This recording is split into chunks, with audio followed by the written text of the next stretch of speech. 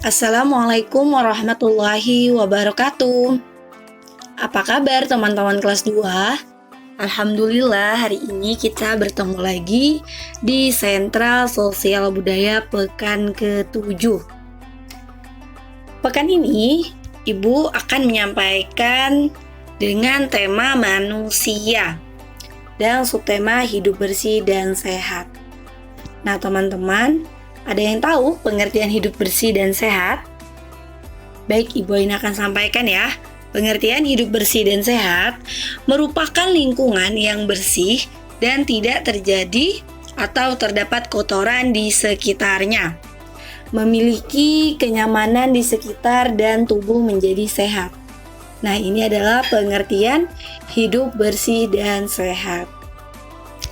Baik teman-teman, Ibu akan beranjak ke pengertian adipura. Ada yang tahu pengertian adipura?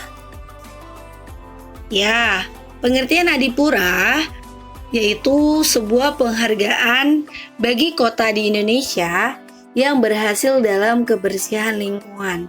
Nah, jadi ini adalah pengertian adipura. Nah, adipura sendiri itu merupakan kebanggaan setiap kota yang mendapatkan atau yang memiliki predikat adipura ya, dari kebersihan itu sendiri. Nah, baik teman-teman, Ibu akan beranjak atau menyampaikan kepanjangan dari DLH. Apa kepanjangan dari DLH? Ya, DLH merupakan Dinas Lingkungan Hidup.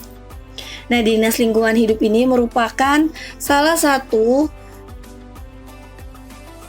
di mana pemerintah mengupayakan untuk kebersihan lingkungan di setiap kota.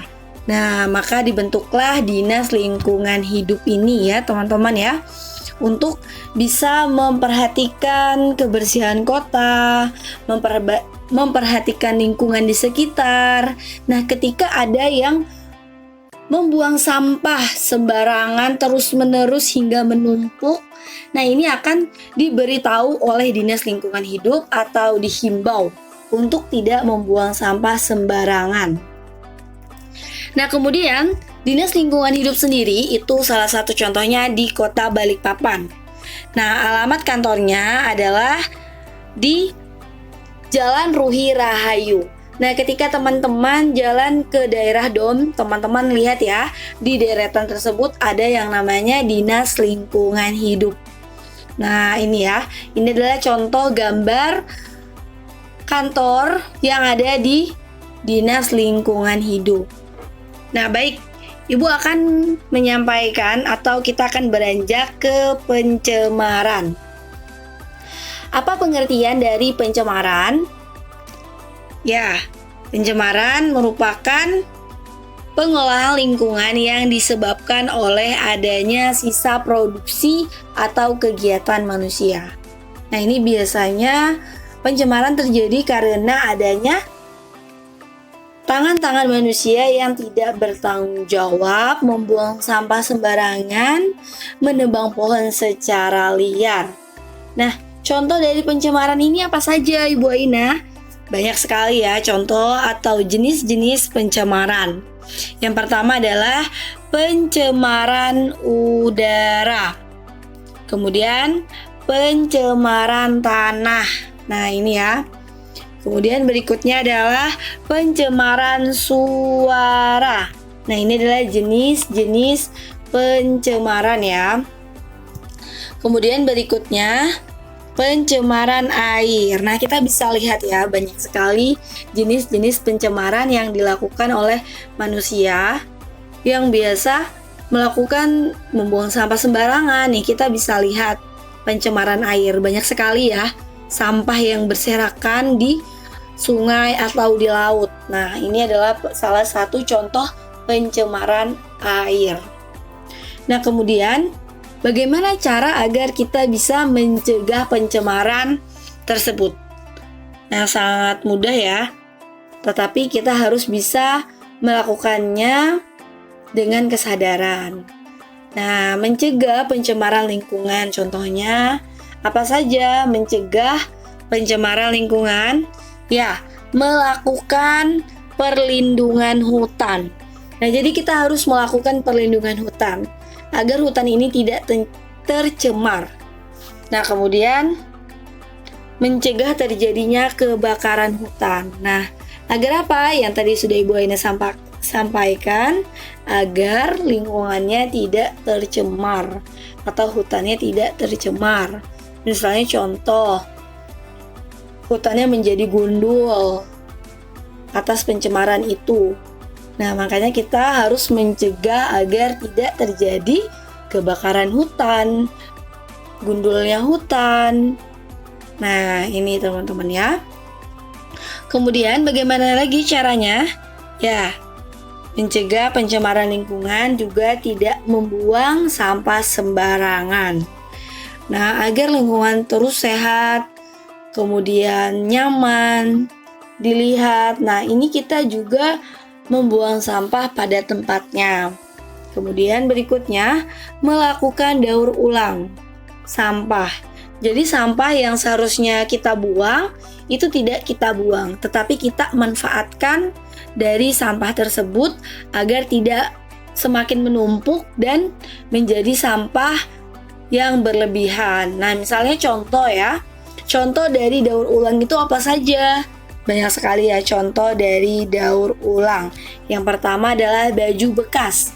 Nah, baju bekas daripada dibuang bisa ya teman-teman dijadikan sarung bantal atau bisa juga dijadikan sebagai lap kaki. Nah, ini juga bisa ya. Ini adalah contoh dari daur ulang. Kemudian ban bekas jadi pot bunga. Nah, ini juga salah satu contoh daur ulang. Nah, kita bisa lihat ya, pot yang seharusnya, ban yang seharusnya dibuang itu bisa dijadikan salah satu pot bunga. Nah, kita bisa lihat contohnya. Kemudian apa lagi? Contoh dari daur ulang. Ya, baju bekas jadi sarung bantal. Nah, ini tadi sudah ya Ibu Aina sampaikan ya. Mohon maaf, ini kaleng itu bisa dijadikan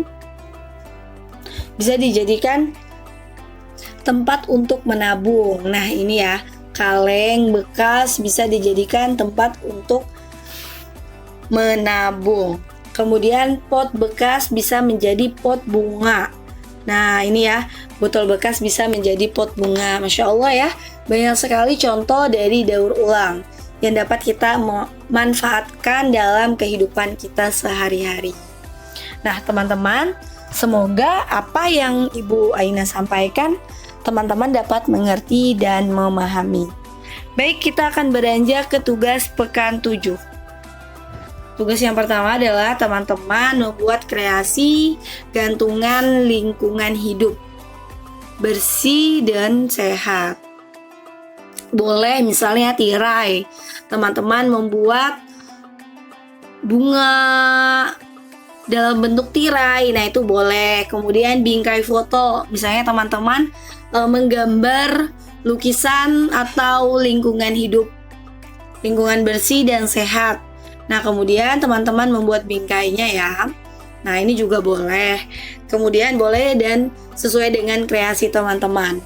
Kemudian tugas keduanya adalah membuat catatan. Teman-teman menuliskan pengertian adipura dan kepanjangan dari DLH, Dinas Lingkungan Hidup. Kemudian tugas yang ketiga, menuliskan 3 jenis-jenis pencemaran. Nah, ini ya untuk tugas pekan ke-7. Oke teman-teman, semangat ya untuk mengerjakan tugasnya dan belajar di rumah. Bersyukur lebih baik daripada mengeluh. Terima kasih, semangat terus teman-teman. Sampai jumpa. Wassalamualaikum warahmatullahi wabarakatuh.